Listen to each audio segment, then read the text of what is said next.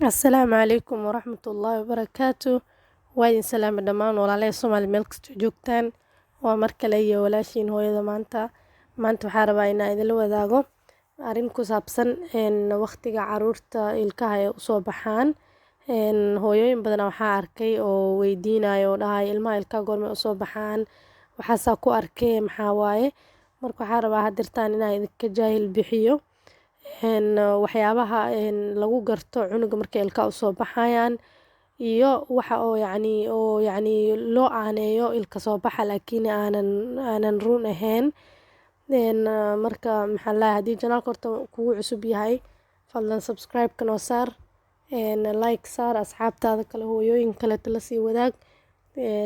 Insha Allah waxaa ka heli doontiin channelkan barnaamijyo badan oo hooyooyinka anfici doona inta badan caruurta iyo cunto karin iyo waxyaabo badan insha Allah. Xoogaa mashquulka iska badan laakiin waan dadaali doonaa waxyaabo badan oo nafci leh soo geli doonaa biidhnillaahi alkariim. Marka barnaamijkeena hadaa usii guda galno horta marka ugu horeysa caruurta goorma ilkaha usoo baxaan waqtigee ay usoo baxaan. Marka koowaad cunuga maxaa la marka uu gaaro 4 bil ilaa 7 bilood ee waqtiga caadiga ah ee caruurta ilkaha usoo baxaan.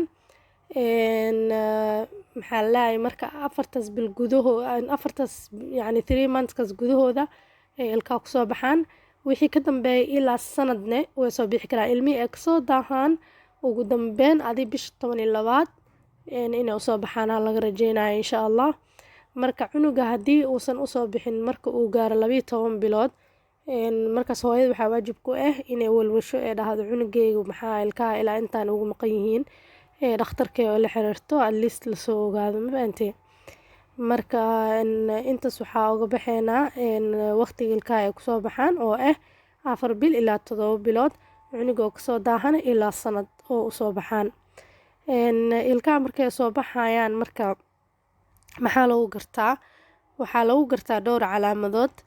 Calaamada koowaad waxaa waa horta marka ugu horeyso ilmaha oo afka faraha maar kasta gelinaya wax walba ay arkaan inay qaniinaan rabaan. Maxaa la hooyada way qaniinayaan markay naaska siinayso. Maxaa la gacantaada inay qabsadaan ee afka geliyaan ay rabaan ay gacmahooda way cunayaan. Marka kaas calaamad waaye oo yacni ku tusinayso in cunuga ilka usoo socdaan. Waxa kaleeto oo calaamad u ah dhareer fara badan cunuga aad inuu u dhareero zaa'id afkiisa maanta dhan dhareer ka socdo waxay calaamad tahay ilka soo baxayo. Waxa kaleeto maxaa la calaamad u ah ciridkoo soo bararo cunuga markuu ilkaha usoo baxayo ciridkiisa way bararayaan waayo iligtii waxay soo jaraysaa ciridkay soo jaraysaa marka xoogaa way soo bararaysaa. Waxa kaloo jiro oo cunuga isbedel kale ku imaanayo naaska inuusan si fiican u nuugi karin maanta dhan si fiican waqtigii loogu talagalo ma nuugayo ama haddii naaska aad siisid isla markiiba wuu ka baxsanayaa yacni waa time badan ma nuugi karo because ciridkii xanuunaya maahano naaska wax badan ma jaqi karo markuu iska joojinaya haddana uu kusoo laabanaa uu joojinaa uu kusoo laabanaya. Waxaa kaloo jiro calaamad u ah qandho meel dheer ah cunuga qandho zaid u badan haday qabato wax kala jiro marka qandho meel dheer wuu leeyahay markay ilkaha soo baxayaan. Waxaa kaloo jiro meesha iligta kasoo bixaysa oo dilaacdo maxaa la ama soo kuukuusato ma arkin oo kuuskuus yariis ay yeelanay meesha iligta kasoo bixaysa kaliya korkeeda kuuskuus yar ay yeelanaysaa hadhowna way soo dilaacay iligta kasoo cadaanaysa kasoo bixayso.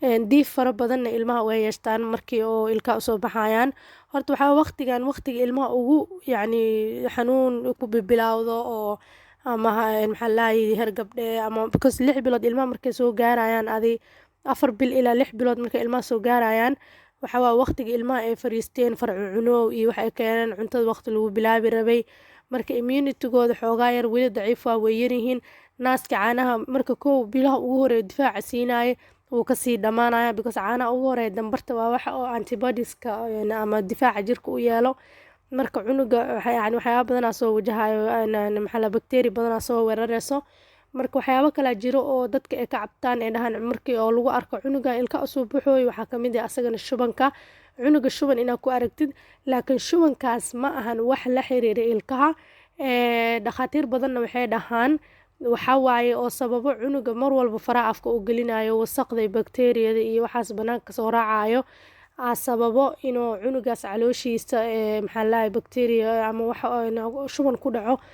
marka maxaa lahay shubankaasna shuban nuuce waaye cunugaaga maalintii haddii oo maxaa lahay 5 xafaayad 6 xafaayad aa ka bedeshid oo saxare khatartay leedahay cunuga inuu dehydration ku dhaca laga yaabo oo biyo jirkiisa qaleel noqdo.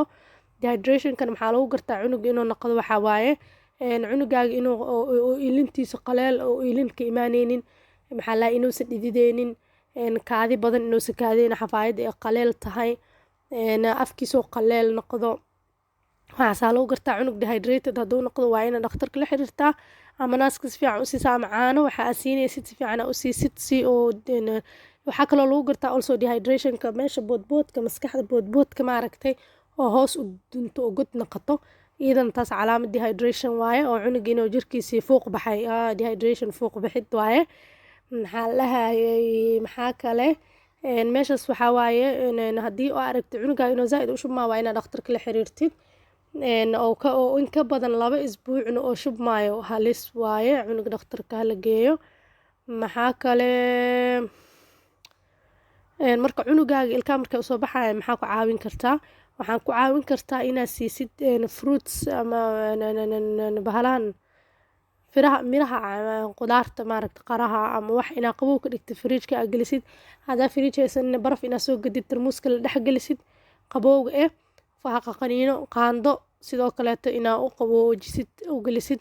geeda waxaa jira loogu talagalay ilmaha ilkaha markay usoo baxayaan ay qaniinaan maaragtay kuwo gugluusa camle u egyihiin kuwana waxaa caag waaye mar walba si fiican inaa uga nadiifisid u sterilize gareysid biyo karkarsana maxaa lahay aa soo karkarise aa dhexgelinaysaa waa ku dhaqee nadiif markay u qalalaan aa u dhiibeysaa cunuga. maxaa lahay mar walba fariis inaa dhaqdid nadaafadiisa aa ku dadaashid meesha uu ku gurguuranayo ama uu fadhinayo inaa ka nadiifisid maadaama cunug mar walba afka iyo farta uusan kala ilaali karin hooyada waxaa laga rabaa iyada inay dadaasho cunug nadaafadiisa si hadhow maxaa lahay ee uga dagaalanto waxaas wasaqda afka oo gashanaya hadhowna uu keenayo calool xanuunka. marka intaas waxaa waaye adi calaamadii lagu garanayo cunug ilkaha inay usoo baxayaan. ilmahana isku waqti maahan isku sina maahan cunug walba waqtigiisa u qaataa ilman dhaqso ilkaha usoo baxaan kuwana way kasoo daahaan. ani caruurteyda cunugeyga koowaad wuxuu ugu soo baxay adi bishii 5aad markuu saas u galaayay ee iligtiisa koowaad usoo baxday. maxaa lahay kadib maxaa lahay da-deedii xigta waxay ahaayeen 2 gabar oo mataane midna 4 bil iyadoo jirta usoo baxday midna waxay usoo baxday ayadoo 11 bilood jirto.